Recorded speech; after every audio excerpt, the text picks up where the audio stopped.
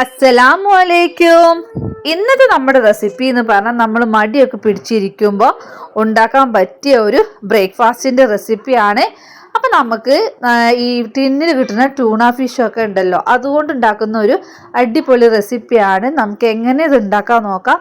അപ്പം അതിന് വേണ്ടിയിട്ട് ഞാനൊരു പാന് ചൂടാക്കാൻ വെച്ചിട്ടുണ്ട്. ചൂടായി വരുമ്പോൾ നമുക്കിതിലേക്ക് ആവശ്യത്തിനുള്ള ഓയിൽ ഒഴിച്ചു കൊടുക്കാം. ഇനി ഇതിലേക്ക് ഒരു 1/2 ടീസ്പൂൺ കടുക് ഇട്ട് കൊടുക്കാം. കടുക് നന്നായി പൊട്ടി വരുമ്പോൾ നമുക്ക് എന്ത് ചെയ്യാം, ഇതിലേക്ക് ഒരു സവോള നീളത്തിൽ അരിഞ്ഞത് ഇട്ട് കൊടുക്കാം. ഇത് വലിയൊരു സവോളയാണ്. ഇനി നമുക്ക് എന്ത് ചെയ്യാം, സവോള ഒരല്പം ഉപ്പും കൂടി ഇട്ട് നമുക്ക് നന്നായിട്ടൊന്ന് കുക്ക് ചെയ്തെടുക്കണം. സവോള നന്നായി കുക്ക് ചെയ്താലേ ഇതിനൊരു ടേസ്റ്റ് കിട്ടത്തുള്ളൂ, അല്ലെങ്കിൽ സവോള കടിക്കും. അപ്പം നമ്മൾ ഇത് അടച്ച് വെച്ച് ഒരു 2 മിനിറ്റ് കുക്ക് ചെയ്യുന്നുണ്ട്. സവോളയൊക്കെ ഒരു ബ്രൗൺ കളർ ആവുന്നത് വരെ നമ്മളിതൊന്ന് കുക്ക് ചെയ്തെടുക്കണം. ഇപ്പം നമ്മുടെ സവോള ഏകദേശം കുക്കായി കിട്ടിയിട്ടുണ്ട്, ഒരു ബ്രൗൺ കളറായി വന്നിട്ടുണ്ട്. ഇനി നമുക്ക് എന്ത് ചെയ്യാം, ഇതിലേക്ക് 1 ടീസ്പൂൺ ഇഞ്ചിയും വെളുത്തുള്ളിയും ചതച്ചത് ഇട്ട് കൊടുക്കാം. ശേഷം ഇതും കൂടെ ഒന്ന് മിക്സ് ചെയ്ത് നമുക്ക് അതും കൂടെ ഒന്ന് കുക്ക് ചെയ്തെടുക്കാം. ഇനി ഇതിലേക്ക് ഒരു പച്ചമുളക് അരിഞ്ഞതിട്ട് കൊടുക്കാം. എരിവിനനുസരിച്ച് പച്ചമുളകിൻ്റെ എണ്ണം കൂട്ടാവുന്നതാണ്.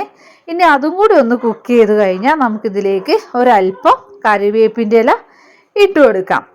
ഇനി ഇതെല്ലാം ഒന്ന് നമുക്ക് ഒന്നും കൂടി ഒന്ന് വഴറ്റിയെടുക്കാം. അതിനുശേഷം നമുക്കിതിലേക്ക് 1 ടീസ്പൂൺ മഞ്ഞൾപ്പൊടി, 1 ടീസ്പൂൺ കുരുമുളക് പൊടി, 1/2 ടീസ്പൂൺ വലിയ ജീരകം പൊടിച്ചതും കൂടി ഞാൻ ഇതിലേക്ക് ഇട്ട് കൊടുക്കുന്നുണ്ട്. ഇനി നമുക്ക് എന്ത് ചെയ്യാം, ഇതെല്ലാം ഒന്ന് മിക്സ് ചെയ്ത് സവോളയായിട്ട് ഈ മസാല നന്നായിട്ട് പിടിക്കണ പോലെ ഒന്ന് മിക്സ് ചെയ്യാം. ഇപ്പം മസാലേൻ്റെ പച്ചമണം എല്ലാം മാറിയിട്ടുണ്ട്. ഇനി നമുക്കിതൊരു സൈഡിലോട്ട് മാറ്റി കൊടുക്കാം. ഇനി ഞാനിതിലേക്ക് 2 മുട്ട പൊട്ടിച്ചൊഴിക്കുന്നുണ്ട്. അപ്പോൾ നമുക്ക് 2 മുട്ട ഇതുപോലെ ഒരു സൈഡിലേക്ക് ഒഴിച്ച് ഇതൊന്ന് ചിക്കി എടുക്കണം.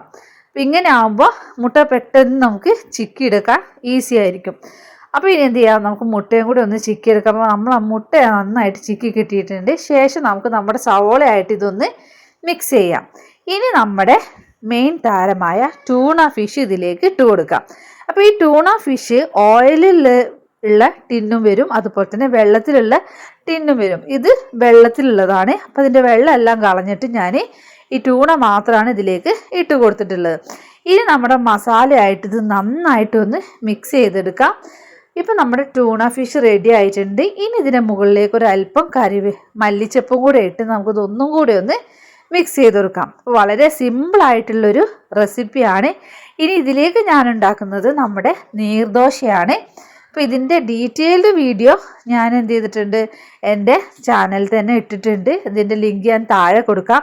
അപ്പോൾ നമുക്ക് മടി പിടിച്ചിരിക്കുമ്പോൾ ഈ ഒരു 2 റെസിപ്പി ആണെന്നുണ്ടെങ്കിൽ പെട്ടെന്ന് തന്നെ ഉണ്ടാക്കുകയും ചെയ്യാം.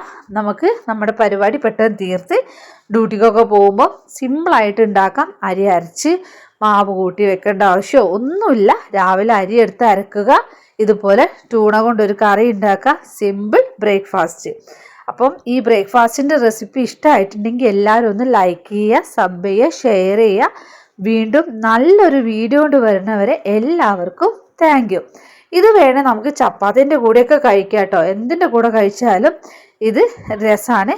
അപ്പോൾ എല്ലാവർക്കും വീണ്ടും കാണുന്നവരെ താങ്ക് യു.